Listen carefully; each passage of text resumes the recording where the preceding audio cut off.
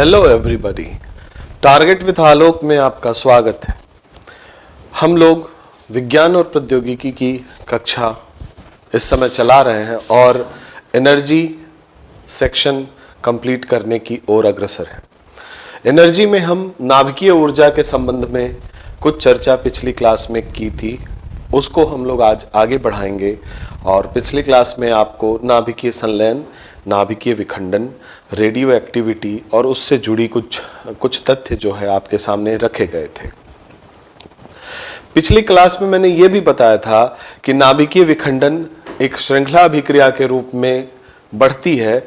अगर इस श्रृंखला अभिक्रिया को नियंत्रित कर लिया जाए तो शांतिपूर्ण कार्यों में नाभिकीय भट्टी के रूप में ऊर्जा, नाभिकीय ऊर्जा हम प्राप्त कर सकते हैं।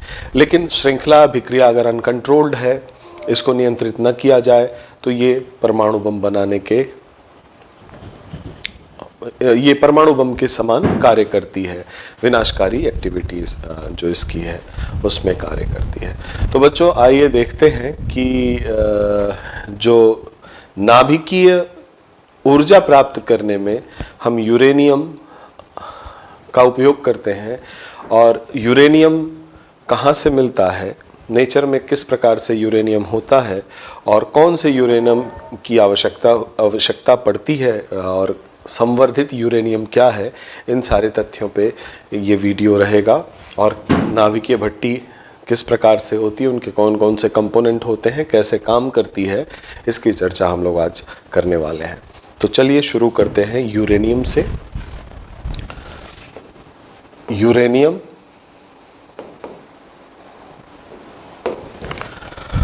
रेडियो एक्टिव एलिमेंट है।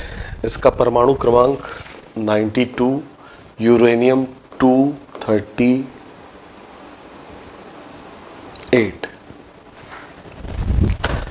जो नेचर में मिलता है। इसका अयस्क, जिस अयस्क में ये पाया जाता है यूरेनियम, उसको कहते हैं पिच ब्लेंडे।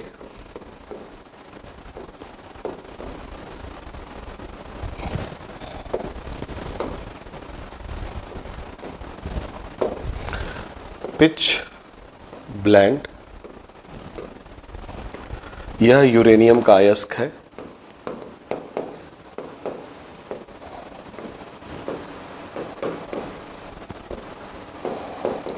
और इसमें यूरेनियम जो नेचुरली अकरिंग यूरेनियम है, उसमें कुछ यूरेनियम का भाग रेडियो एक्टिव होता है। सारा यूरेनियम रेडियो एक्टिव नहीं होता। और पिच ब्लेंडे में लगभग 0.03% यूरेनियम 0.03% यूरेनियम 235 होता है। यूरेनियम 235 एक रेडियो एक्टिव एलिमेंट है बच्चों, रेडियो एक्टिव एलिमेंट। इसी यूरेनियम 235 को पिच ब्लेंडे में जब हम संवर्धित करते हैं, उसकी इम्प्यूरिटीज को धीरे धीरे हटाते जाते हैं, तो इसका प्रतिशत, जैसे मान लीजिए 1 किलो की रॉक है, उसमें 0.03% यूरेनियम रेडियो एक्टिव एलिमेंट है और बाकी अशुद्धियां हैं। बाकी अशुद्धियों को अगर हम कम करते जाएं तो वेट वाइज इसका प्रतिशत बढ़ता जाएगा। यही यूरेनियम का संवर्धन कहलाता है। अगर यह संवर्धन करते करते इसकी यूरेनियम 235 का परसेंटेज 3 to 7% हो जाता है, तो इसको हम संवर्धित यूरेनियम कहते हैं। संवर्धित यूरेनियम, संवर्धित यूरेनियम 3 to 7% संवर्धित यूरेनियम है, जो कि पीसफुल पर्पज में प्रयोग में लाया जाता है। पीसफुल पर्पज, शांतिपूर्ण कार्य, शांतिपूर्ण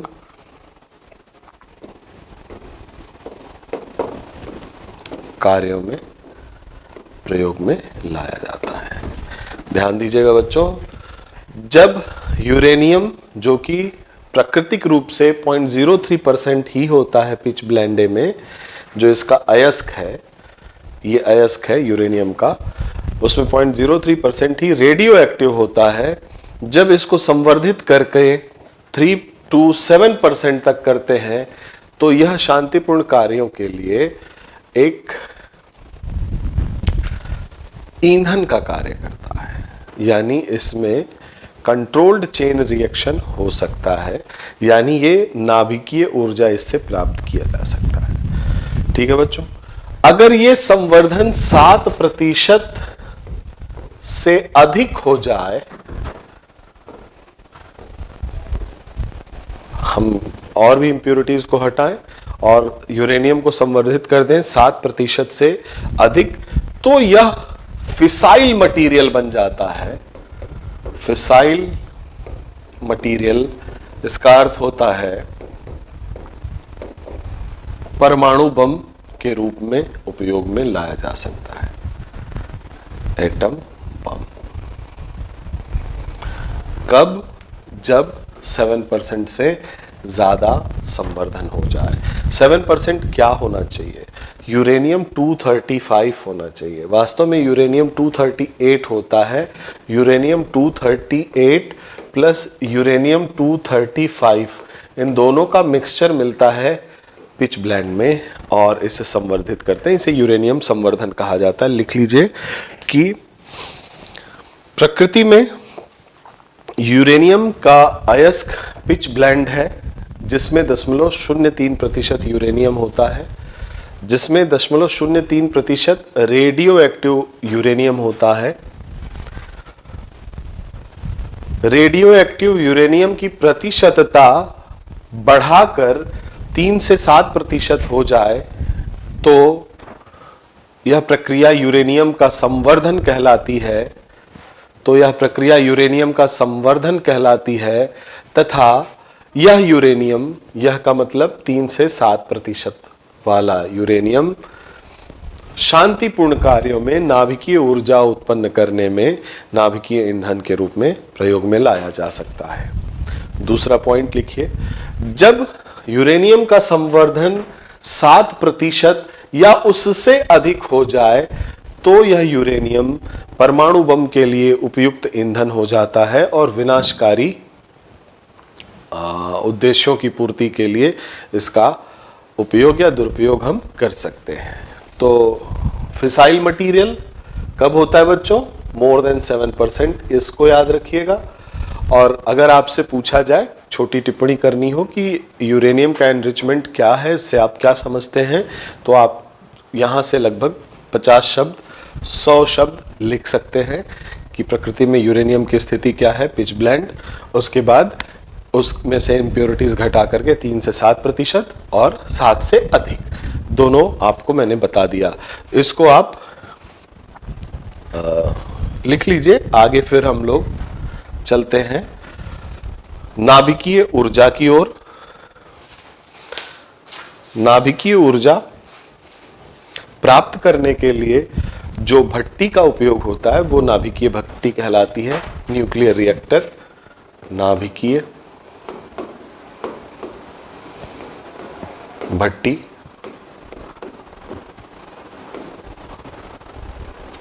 न्यूक्लियर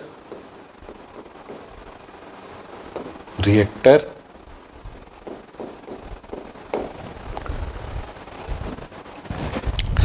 बच्चों, नाभिकीय भट्टी में कौन कौन से कंपोनेंट होते हैं, कौन कौन से उसके अवयव होते हैं, जरा उस पे चर्चा होनी चाहिए। नाभिकीय भट्टी के अवयव,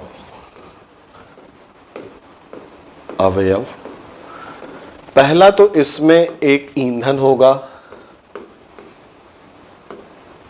जिसका नाभिकीय विखंडन होना है, जैसे कि यूरेनियम ऑक्साइड एग्जाम्पल है। यूरेनियम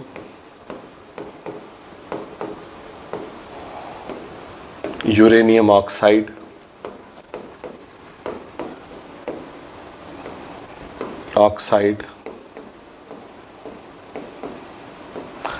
जब यूरेनियम अथवा यूरेनियम ऑक्साइड मैं लिख रहा हूं तो इसका तात्पर्य यह है बच्चों कि ये यूरेनियम एनरिच्ड यूरेनियम होगा, संवर्धित यूरेनियम होगा, संवर्धित यूरेनियम।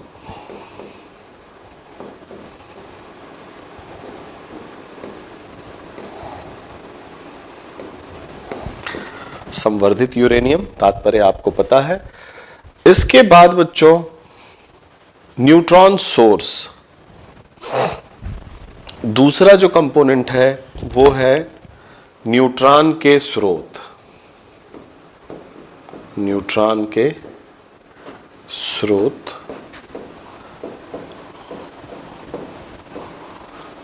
न्यूट्रॉन आपने देखा नाभिकीय संलयन अभिक्रिया में न्यूट्रॉन की बमबारी कराई गई थी, इसलिए न्यूट्रॉन की आवश्यकता होगी। न्यूट्रॉन स्रोत के रूप में बेरिलियम और पोलोनियम का यूज करते हैं। किसका प्रयोग करते हैं बच्चों? बेरिलियम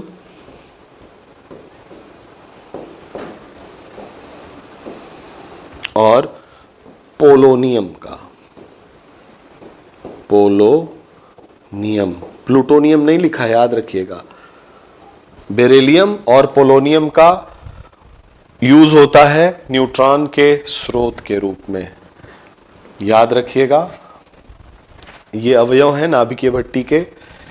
तीसरा अवयव है न्यूट्रॉन का स्रोत मिल गया, लेकिन न्यूट्रॉन को हमें कंट्रोल में रखना है।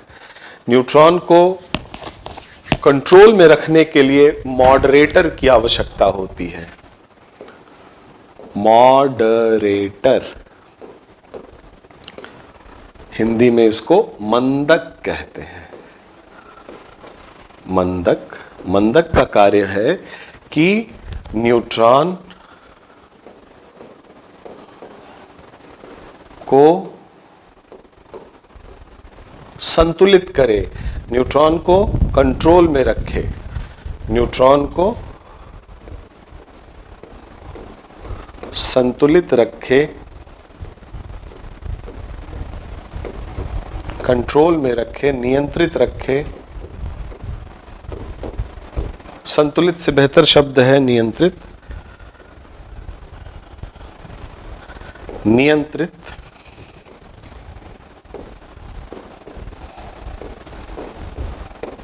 क्योंकि आपको नाभिकीय रिएक्टर चलाना है, किसी को उड़ाना नहीं। तो यहां नियंत्रित चेन रिएक्शन, नियंत्रित श्रृंखला अभिक्रिया की आवश्यकता है। इसके लिए बच्चों मॉडरेटर के रूप में हम ग्रेफाइट का यूज करते हैं। ज्यादातर ग्रेफाइट की रॉड यूज की जाती हैं और कभी कभी भारी जल का भी उपयोग किया जा सकता है। कभी कभी भारी जल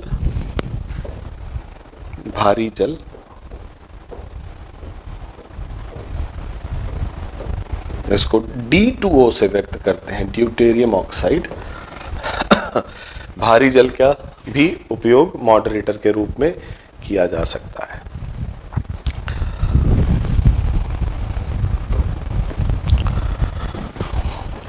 इसको अगर आप नोट कर रहे हो तो एक बार इसका स्क्रीनशॉट जो भी लेते हो आप स्क्रीनशॉट ले लें या नोट कर लें, फिर आगे मैं बढ़ूं। चलिए आगे चलते हैं। चौथा कंपोनेंट होता है बच्चों नियंत्रक छड़ें। नियंत्रक छड़ें, कंट्रोल रॉड।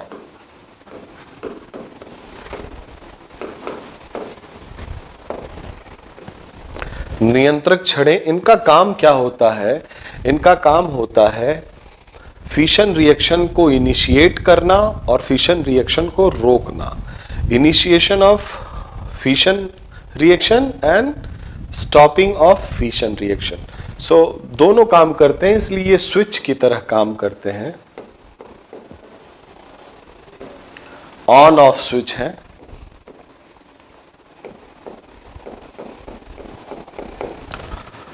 कैसे ऑन ऑफ कर पाते हैं? ये न्यूट्रॉन को, जो न्यूट्रॉन आ रहा होता है उसको एब्जॉर्ब कर लेते हैं। एब्जॉर्ब का मतलब होता है अवशोषित कर लेते हैं। अवशोषित कर लेने से न्यूट्रॉन खत्म हो जाता है और न्यूट्रॉन जब खत्म हो जाएगा तो न्यूट्रॉन की बमबारी से जो नाभिक टूटने वाला था वो बच जाएगा, तो चेन रिएक्शन रुक जाता है। तो ये कंट्रोल रॉड क्या करती हैं? ये इनिशिएट करती हैं और रोकती हैं फिशन रिएक्शन को।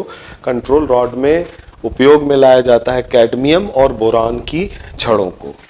उपयोग में लाया जाता है इसमें कैडमियम, हेवी मेटल है, कैडमियम तथा बोरान की छड़, बोरान की छड़। कार्य इनका है स्विच ऑन ऑफ। क्यों? एब्सॉर्ब करते हैं किसको? न्यूट्रॉन को अवशोषित कर लेते हैं, जिसके कारण ये जो है नियंत्रक छड़ के रूप में जाने जाते हैं। ये अवयव है न्यूक्लियर रिएक्टर का, नाभिकीय भट्टी का। आगे चलते हैं, इसको भी आप स्क्रीनशॉट लेना चाहें तो ले लें। फिर अगला अवयव है बच्चों, अगला अवयव कूलेंट है। पांचवा शीतलक।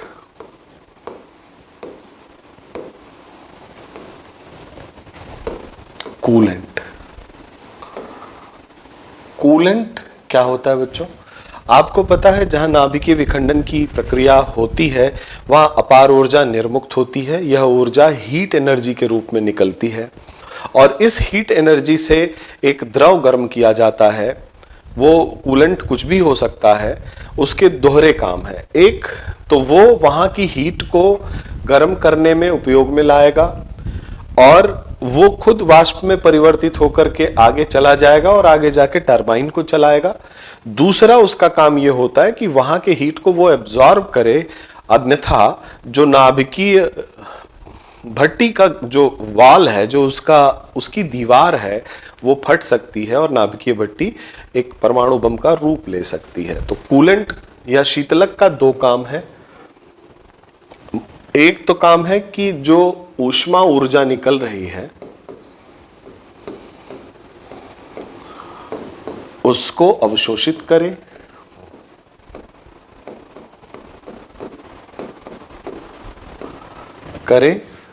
तथा नाभिकीय भट्टी के कोर को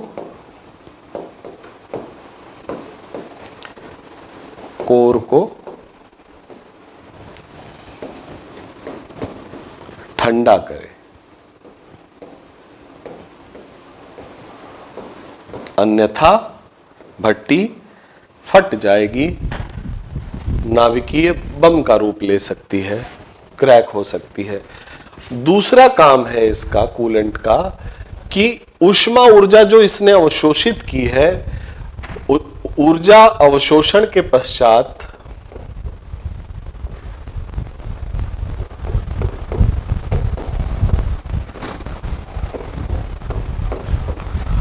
ऊर्जा अवशोषण के पश्चात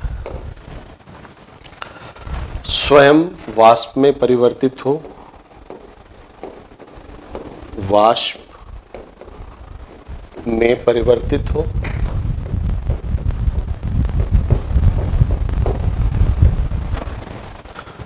तथा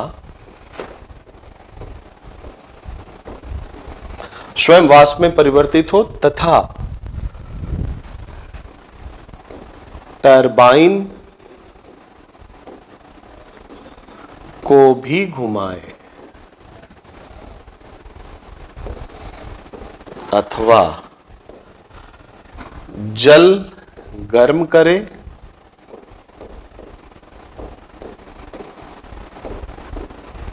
जिससे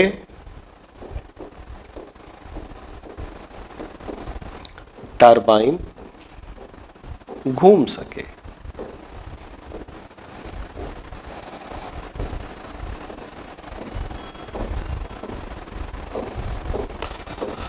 जल गर्म करे तथा जिससे टरबाइन घूम सके, या तो स्वयं टरबाइन घुमाए वाष्प, या फिर जल को गर्म करे और जल से जो वाष्प बने वो जाकर के टरबाइन को घुमाए। ये दो काम शीतलक करते हैं। एक तरह से देखा जाए तो शीतलक वह माध्यम है जो नाभिकीय भट्टी से ऊष्मा को ले आता है और उसे टरबाइन को घुमा करके विद्युत ऊर्जा में परिवर्तित करने में सहायक होता है। तो ये शीतलक माध्यम है बच्चों, और शीतलक के रूप में जो चीजें प्रयोग में लाई जाती हैं, बहुत कुछ है। इसका उदाहरण इसमें भारी जल भी है, नॉर्मल वाटर भी है, लिक्विड सोडियम भी है,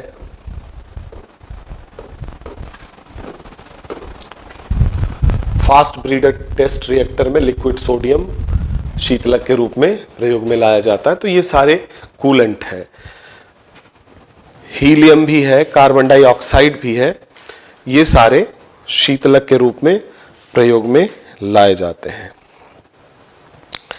तो ये कंपोनेंट हो गए बच्चे, ये 5 कंपोनेंट हैं न्यूक्लियर रिएक्टर के।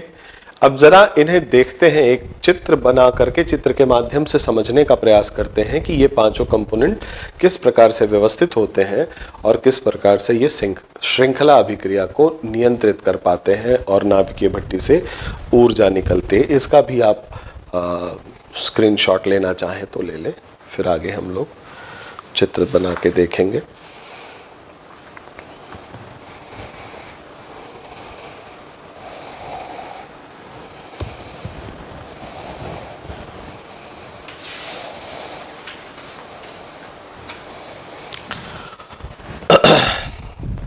नाभिकीय भट्टी।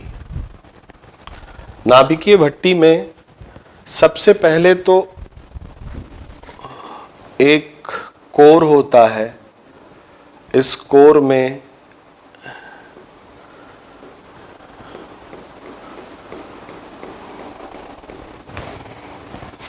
नाभिक की न्यूक्लियर फ्यूल रखा होता है इस कोर में, और इस न्यूक्लियर फ्यूल को कंट्रोल करने के लिए यहां जो न्यूट्रॉन आ रहे हैं, बीच बीच में रॉड्स लगी होती हैं जो न्यूट्रॉन को एब्जॉर्ब कर सकती हैं और रोक लेती हैं, और ये रॉड बाहर से कनेक्ट होता है। यहां पे इस कोर के आसपास ही न्यूट्रॉन का सोर्स भी रखा होता है। आप इसे भी बना सकते हैं, ये कंट्रोल रॉड, इसको लिख सकते हैं control rod, nuclear fuel,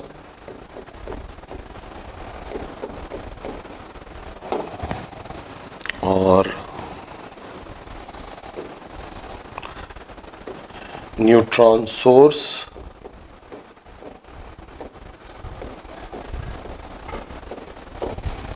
neutron source तथा यहीं पे जो कूलेंट होता है वो आता है। कूलेंट यहां चैनल के माध्यम से अंदर आता है और चारों तरफ पाइप से कूलेंट बाहर निकाल लिया जाता है। ये मैं भरी हुई पाइप दिखा रहा हूं, ये गर्म कूलेंट को दिखाता है, और यहां से कूलेंट डाल दिया जाता है। ये कूलेंट गर्म होता है, गर्म होने के बाद इसे बाहर निकाल लिया जाता है, और ये पूरा सिस्टम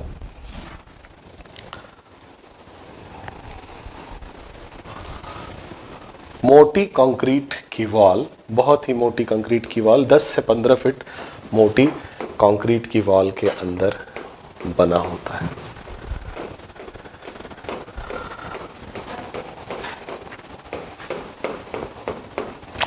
नाभिकीय भट्टी का कोर, कोर के अंदर न्यूक्लियर फ्यूल, न्यूक्लियर फ्यूल के पास मंदक, साथ में जो न्यूट्रॉन सोर्स है, और कंट्रोल रॉड जो स्विच ऑन स्विच ऑफ जिससे कर सकते हैं। जैसे ही यहां रिएक्शन शुरू होता है बच्चों, अपार ऊर्जा इस कोर में निकलती है, और ये जो कूलेंट है इसके चारों तरफ होता है, और ये कूलेंट गर्म होकर के हॉट कूलेंट।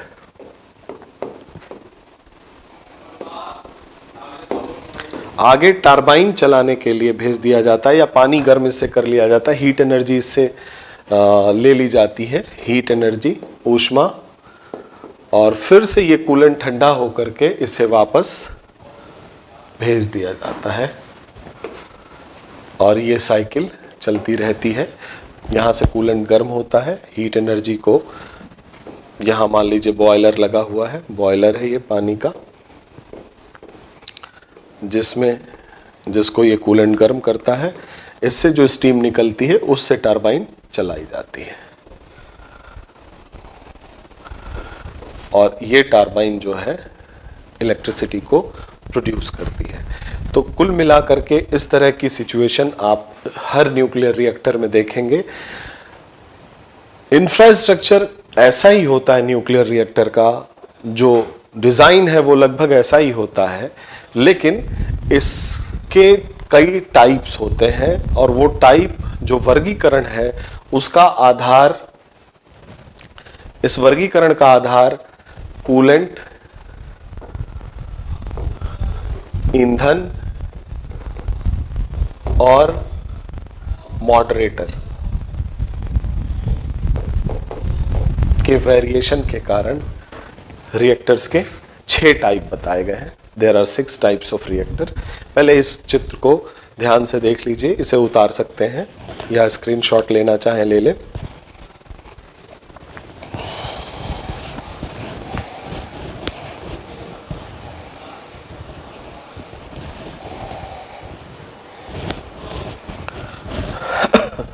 कूलेंट, ईंधन और मॉडरेटर के आधार पर न्यूक्लियर रिएक्टर को 6 भागों में बांटा गया है। आइए देखते हैं कौन कौन से वो भाग हैं।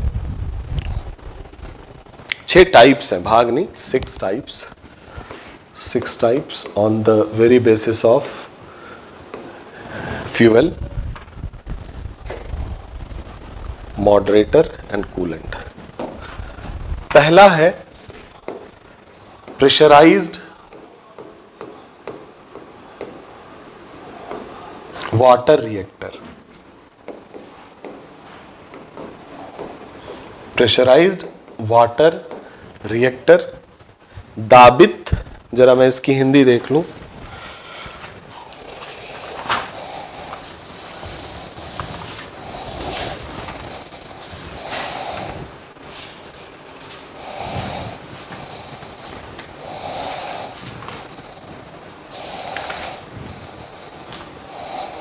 दाबित जल रिएक्टर, इसकी हिंदी है दाबित जल रिएक्टर या भट्टी। दाबित जल रिएक्टर या दाबित जल भट्टी। इसमें जो न्यूक्लियर फ्यूल है बच्चों, जो न्यूक्लियर ईंधन है वो है एनरिच्ड यूरेनियम। एनरिच्ड यूरेनियम, संवर्धित यूरेनियम,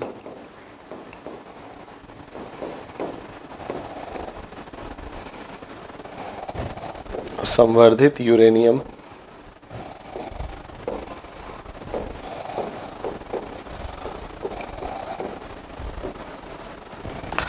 संवर्धित यूरेनियम, और इसमें मॉडरेटर के रूप में साधारण जल है।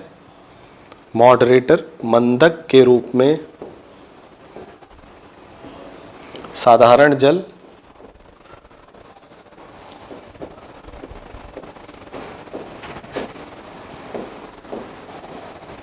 मंदक के रूप में साधारण जल, और शीतलक के रूप में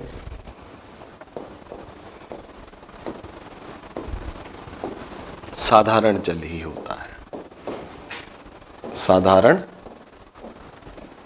जल, ये पहला टाइप है बच्चों। 6 टाइप की भट्टियां होती हैं रिएक्टर। पहला है प्रेशराइज्ड वाटर रिएक्टर, दाबित जल भट्टी या दाबित जल रिएक्टर, इसमें जो न्यूक्लियर फ्यूल है वो संवर्धित यूरेनियम है, और मंदक शीतलक के रूप में साधारण जल का उपयोग किया जाता है। इसका आप एक स्क्रीनशॉट ले सकते हैं। अगला टाइप है प्रेशराइज हेवी वाटर रिएक्टर। अगला टाइप है बच्चों प्रेशराइज हेवी वाटर रिएक्टर। आइए इसको देखते हैं, ये क्या है। Pressurise heavy water reactor.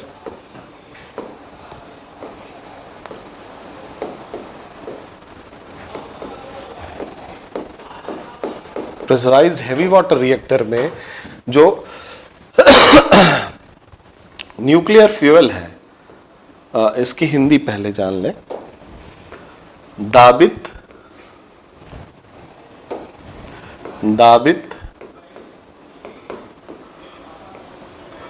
भारी जल रिएक्टर। दाबित भारी जल रिएक्टर, इसमें ईंधन फ्यूल के रूप में यूरेनियम ऑक्साइड या नेचुरल यूरेनियम, प्राकृतिक यूरेनियम,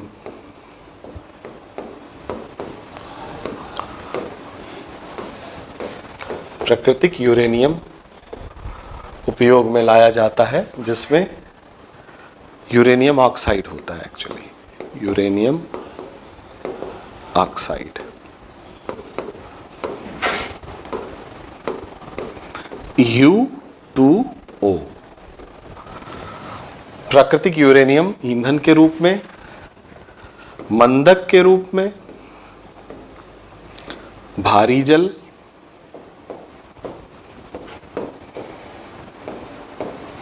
तथा शीतलक के रूप में भी भारी जल होता है। यानी क्या अंतर हुआ? दाबित भारी जल रिएक्टर और साधारण जो दाबित जल रिएक्टर था उसमें ईंधन भी अलग है और मंदक और शीतलक भी अलग है। इसका भी आप स्क्रीनशॉट ले लें, फिर आगे चलते हैं।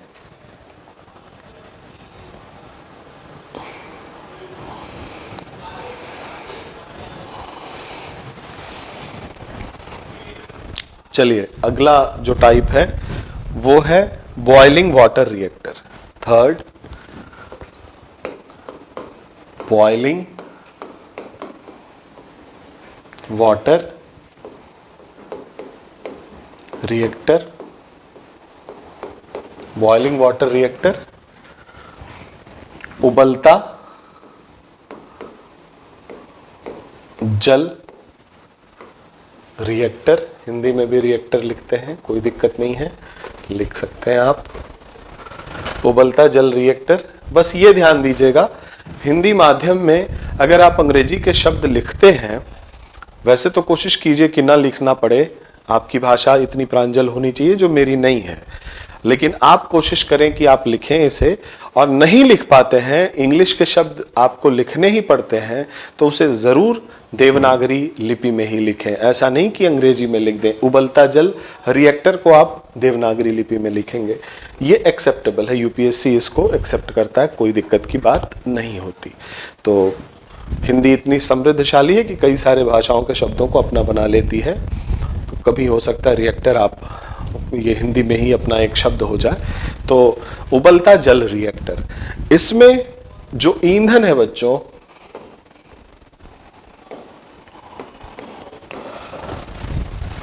ईंधन इसमें एनरिच्ड यूरेनियम है, संवर्धित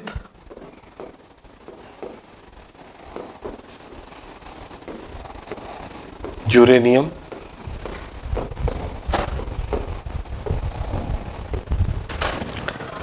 इसमें मंदक,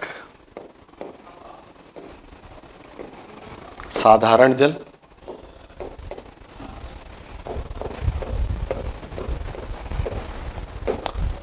इसमें शीतलक भी साधारण जल ही है। इसको भी आप इसका स्क्रीनशॉट ले लें।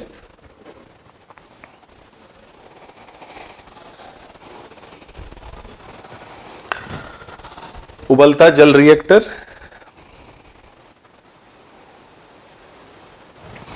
अगला है चौथा गैस शीतित reactor.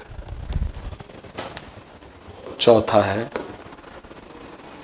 Gas cooled reactor,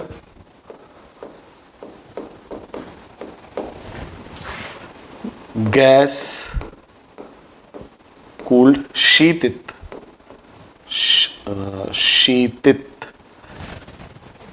gas शीतित, छोटी की मात्रा होगी, शीतित रिएक्टर, गैस शीतित रिएक्टर। गैस शीतित रिएक्टर में जो ईंधन है बच्चों वो एनरिच्ड यूरेनियम है। पहले देखें ईंधन को। ईंधन अगेन संवर्धित यूरेनियम,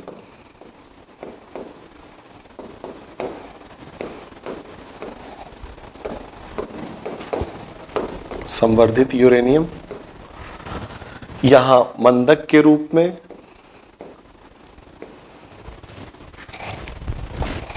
मंदक के रूप में यहां ग्रेफाइट का यूज किया जाता है। मंदक के रूप में ग्रेफाइट, और शीतलक के रूप में कार्बन डाइऑक्साइड का उपयोग करते हैं। Carbon dioxide.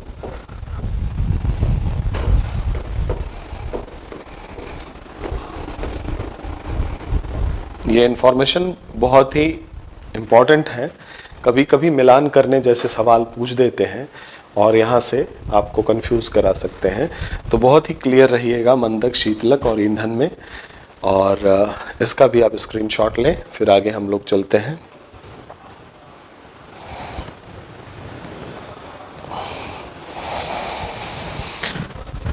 पांचवा रिएक्टर है बच्चों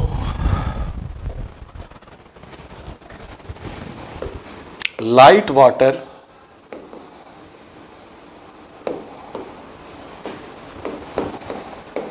graphite reactor. Light water graphite reactor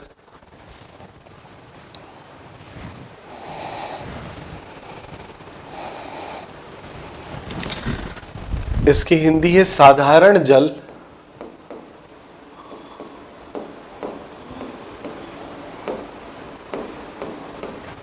graphite reactor. साधारण जल ग्रेफाइट रिएक्टर। ईंधन अगेन संवर्धित यूरेनियम, फिर से संवर्धित यूरेनियम।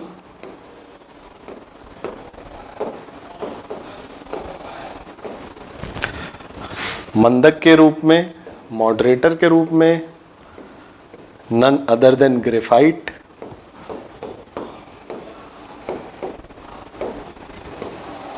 और शीतलक के रूप में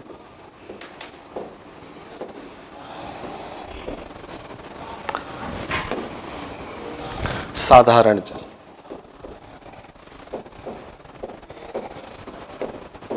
उपयोग में लाया जाता है। साधारण जल graphite reactor, light water graphite reactor, इसका भी आप स्क्रीनशॉट ले सकते हैं।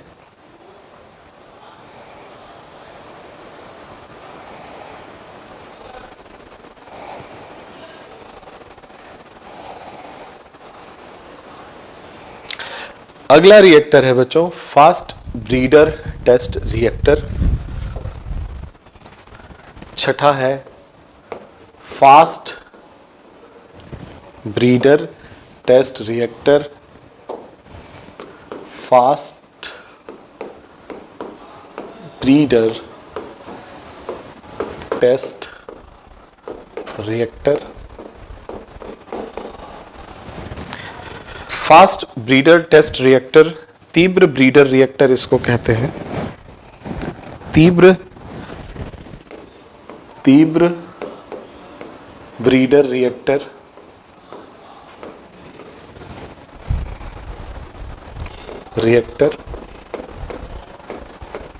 तीव्र ब्रीडर रिएक्टर बहुत ही इंपॉर्टेंट स्टेप है ये। फास्ट ब्रीडर टेस्ट रिएक्टर का उपयोग हमारे जो न्यूक्लियर एनर्जी का जो फ्रेमवर्क है, जो डॉक्टर होमी जहांगीर भाभा ने बनाया 3 स्टेज फ्रेमवर्क, उसकी चर्चा हम लोग करेंगे। उसमें सबसे बड़ा milestone fast breeder test reactor है। कैसे है हम बाद में बताएंगे, अभी यहाँ पे इसके बारे में। इसका ईंधन है बच्चों ईंधन थोड़ा यहाँ ध्यान रखिएगा, प्लूटोनियम ऑक्साइड,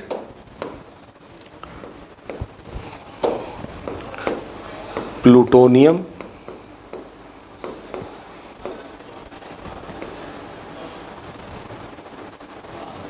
ऑक्साइड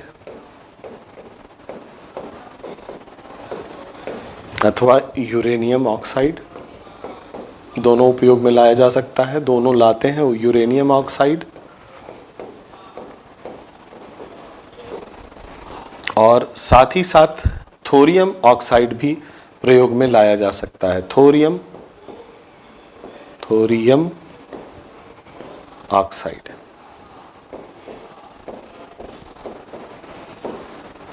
इसको अभी थोड़ा इस पे मैं स्टार लगा दे रहा हूं, इसे आपको आगे अच्छे से समझाऊंगा। प्लूटोनियम ऑक्साइड के साथ साथ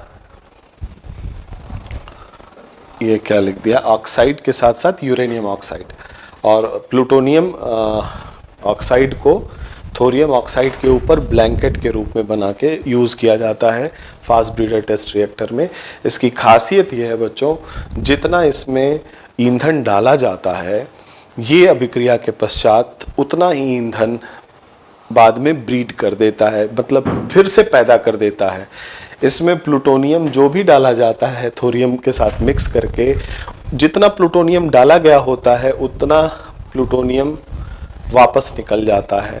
कहने का तात्पर्य है कि इससे ब्रीड करके हम प्लूटोनियम कंपाइल करते गए, पाइल अप करते गए, और बाद में जाकर के परमाणु बम बनाने में ये प्लूटोनियम हमें सहायक हुआ। कैसे होगा ये हम आगे चर्चा करेंगे। इसमें ईंधन यूरेनियम और प्लूटोनियम ऑक्साइड है, और मॉडरेटर इसमें नहीं होता, मंदक नहीं होता, लेकिन इसमें कूलेंट होता है, शीतलक जिसे कहते हैं, शीतलक, भारी जल, शीतलक के सॉरी लिक्विड सोडियम, यही तो इंपॉर्टेंट है सबसे, लिक्विड सोडियम।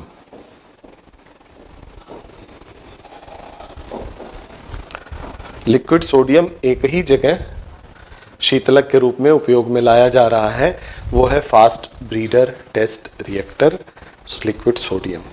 ठीक है बच्चों, ये तो हो गई बात हमारे रिएक्टर्स की। इन रिएक्टर्स का डायग्राम भी मोटी मोटा मैंने बड़ा ही सुंदर तरीके से आपको दिखाया, आप ज़रूर इसको देख लीजिएगा।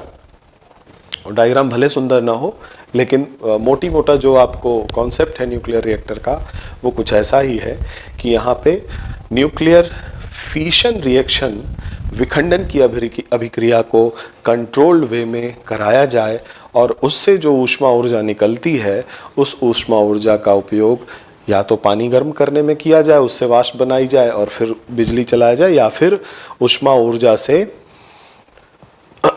विद्युत ऊर्जा बनाई जाए। तो इसी तरह न्यूक्लियर रिएक्टर के द्वारा विद्युत ऊर्जा बनाई जा रही है। अच्छा, एक तो ऊर्जा के क्षेत्र में न्यूक्लियर रिएक्टर का रोल आप देख रहे हैं। दूसरा क्षेत्र आपने देखा परमाणु बम बनाने में।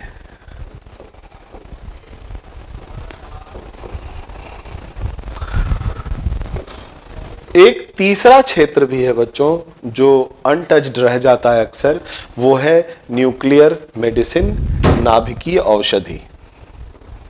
नाभिकीय औषधि का, न्यूक्लियर मेडिसिन का,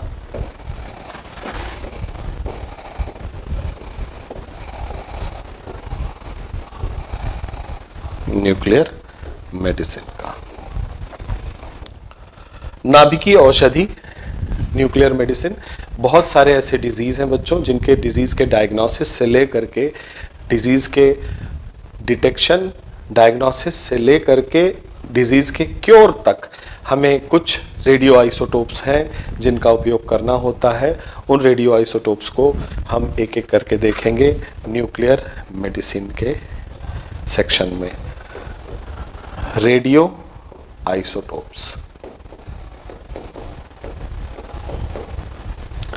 और ये रेडियो आइसोटोप्स जो बनते हैं बच्चों, वो रेडियो आइसोटोप्स इसी न्यूक्लियर रिएक्टर्स में बनते हैं जो हमारे टेस्ट रिएक्टर्स हैं, जैसे अप्सरा, साइरस, जर्लिना, पूर्णिमा, ध्रुव इत्यादि।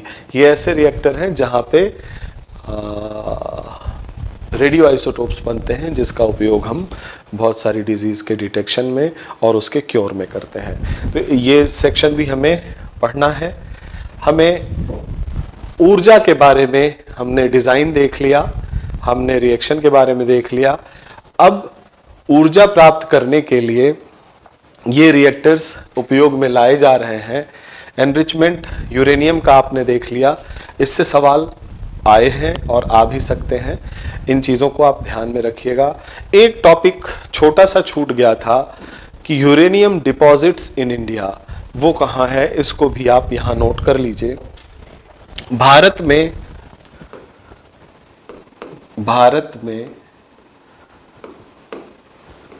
यूरेनियम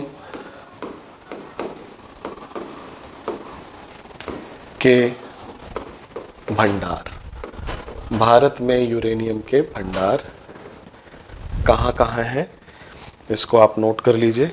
यूरेनियम के भंडार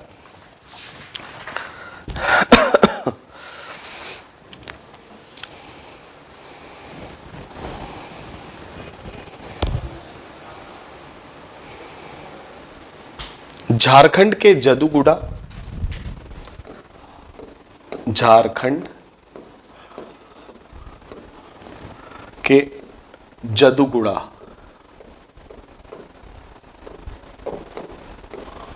नरवा पहाड़,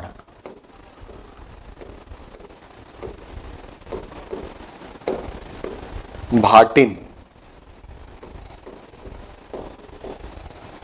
जदूगुड़ा, नरवा पहाड़, भाटिन, और एक है तूरम डीह, तूरम डीह। ये चारों स्थान आप याद कर लीजिए बच्चों, झारखंड के मैप पे आप देख लीजिएगा। यहां यूरेनियम डिपॉजिट्स पाए जाते हैं और यहीं से यूरेनियम का उत्खनन होता है। लेकिन जो यूरेनियम एनरिच होता है बच्चों, उसकी तकनीकी अब भारत के पास भी है, लेकिन अभी भी हमारी तकनीकी उतनी अच्छी नहीं है। साथ ही साथ हमारे पास यूरेनियम डिपॉजिट भी इतना ज़्यादा नहीं है कि हम यूरेनियम बेस्ड अपना परमाणु कार्यक्रम रखें। इस चीज़ को डॉक्टर होमी जहांगीर भाभा ने 1953 में ही एसेस कर लिया था। डॉक्टर होमी जहांगीर भाभा का ही ये विजन है कि आज हम परमाणु संपन्न देश हैं। कारण ये था बच्चों कि सेकेंड वर्ल्ड वॉर की जो समाप्ति हुई थी वो बड़ा ही अविवेकपूर्ण समाप्ति हुई थी, परमाणु बम के दुरुपयोग से समाप्ति हुई थी, सारा विश्व डर गया था। उस समय जो भी कंट्री थी, जो न्यूक्लियर कैपेबल कंट्री थी, वो सुपर पावर के रूप में हो गई थी। होमी जहांगीर भाभा को ऐसा लगा, और ये सही भी था, कि अगर हम लोग न्यूक्लियर कंट्री नहीं होंगे तो हम लोगों से हम लोगों को कोई भी आंख दिखा सकता है, विश्व पूरी तरह से इनसिक्योर था।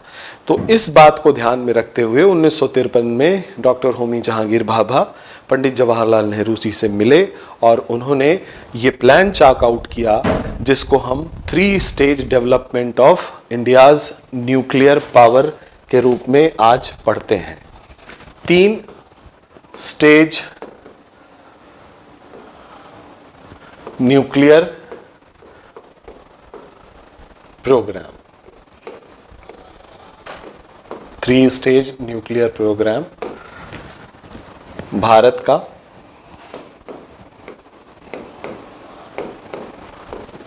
3 स्तरीय नाभिकीय कार्यक्रम, और ये डॉक्टर होमी जहांगीर भाभा द्वारा बनाया गया था। अब जरा इसको हम लोग, आज समय समाप्त हो रहा है इसलिए इसमें चर्चा नहीं हो पाएगी।